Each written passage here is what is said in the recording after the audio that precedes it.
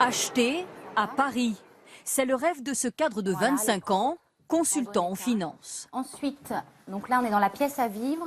Malgré un salaire confortable, environ 3 000 € par mois, il ne peut pas acquérir plus grand que ce petit 2 pièces. Machine à laver le linge, le frigidaire. 26 mètres carrés pour 235 000 €. À ce prix-là, Simon Regard sait qu'il ne peut espérer mieux dans la capitale.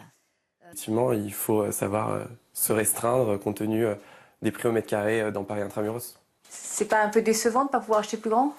Non, pas forcément, parce que c'est qu'un premier investissement et que c'est pas un appartement dans lequel je resterai toute ma vie.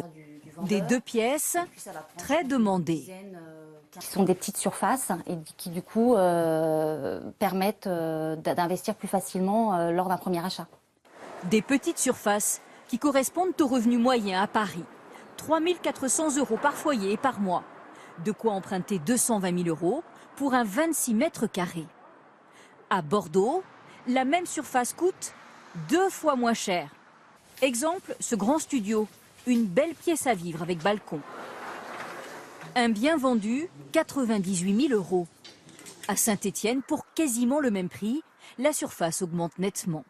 Le revenu mensuel, 1 700 € par mois. Cela permet d'emprunter 110 000 €.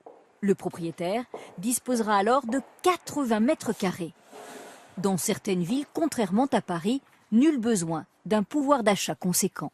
Les prix de l'immobilier viennent un peu gommer des inégalités de salaire puisque dans des villes comme Saint-Étienne, on va avoir une bien meilleure qualité de vie en termes de surface habitable qu'on ne peut l'avoir à Paris.